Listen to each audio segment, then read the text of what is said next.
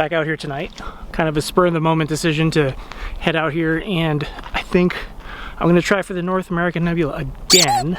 This is like my third time this summer, but I think I have a few ideas on what I was struggling with. I think I was just not exposing enough lights, so we're gonna just expose as many lights as I can, or if I get distracted, depending on how dark it is, might try something to the south, maybe the Trifid and the Lagoon Nebula, maybe.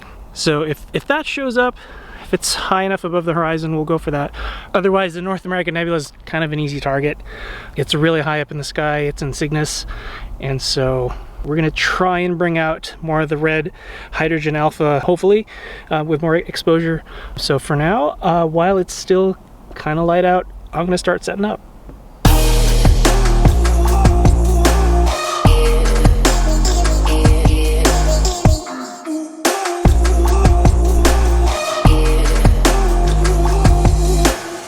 Okay, I think I got most of it set up. I'm gonna start doing my flat frames now, so still can't see Polaris, so I'm doing what I can ahead of it. So calibration frames it is.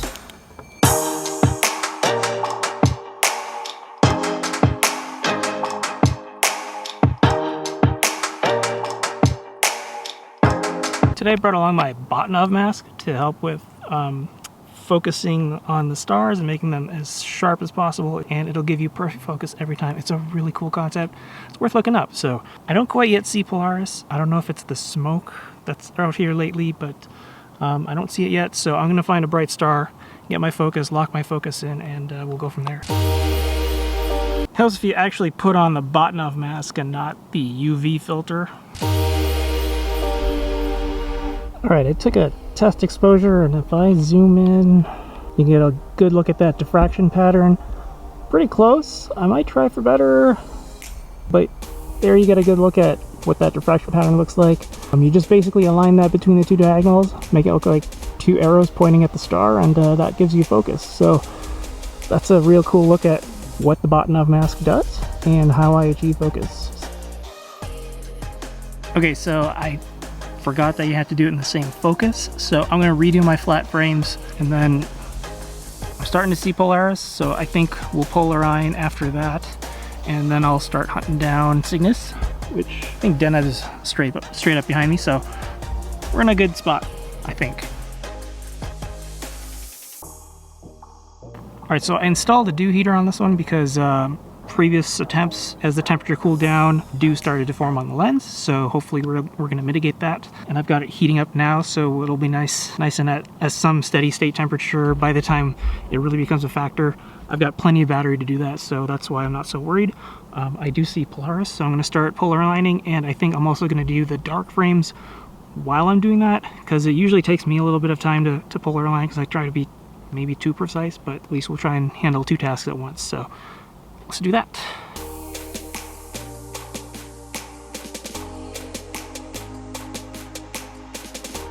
I looked to the back for like the Trifid and the Lagoon Nebula.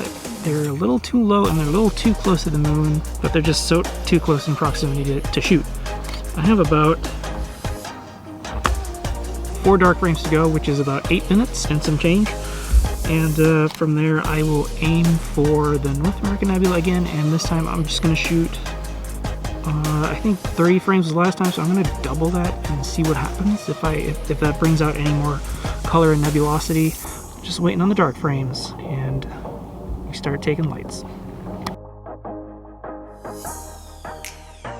The only thing with astrophotography is it's a lot of waiting, which to some people can seem boring. I honestly am always entertained out here because the sky is so relatively dark from what I'm used to in Seattle that, you know, like I can see the fuzzy blob that's the Andromeda Galaxy, a whole freaking galaxy with my naked eye, and there's always something to see here. I'm just usually looking around the sky. I'm looking at all the constellations that we'd study in school. And it's just really cool to be able to just see them all, and also to see like the faint outline of the Milky Way. It is just amazing here. I know there are places that are even darker where it's even more vivid and more clear. I hope to visit one of those places one day, but right now, coming from, you know, the light polluted Seattle metropolitan area, going out here, this is kind of it's almost like a meditative kind of a thing for me. So we are just tiny, tiny things in this gigantic universe. And anyway, a lot of stuff to think about, write about.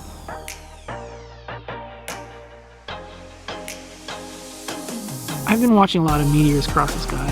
This is pretty cool. Perseus, I think that's what it is today, around this time. But it's been a good show for the night, and I hope these frames turn out. 5 exposures to go, so just over 10 minutes and a few seconds, and make that 8 minutes and a few seconds to go. Temperature is now 55 degrees. I am definitely going home after this because it is cold and I have to pee.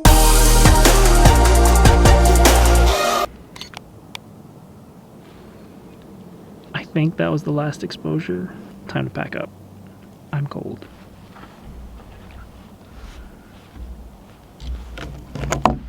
And I have to pee. Ooh, this lens is toasty. I like this.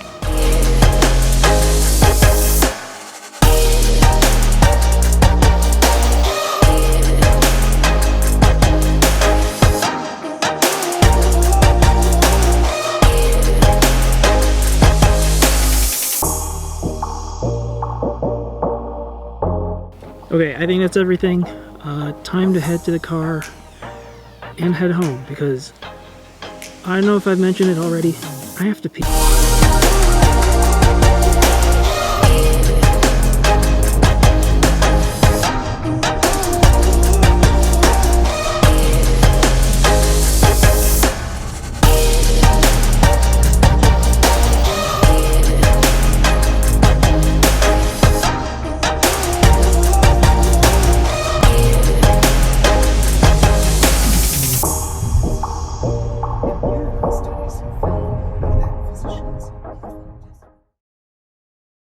Okay, I'm not really going to leave you hanging like that.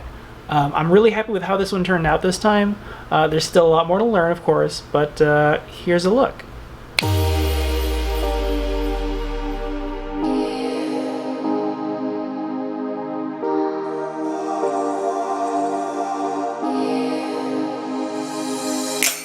Thanks for joining me on this adventure. I really hope you liked the video.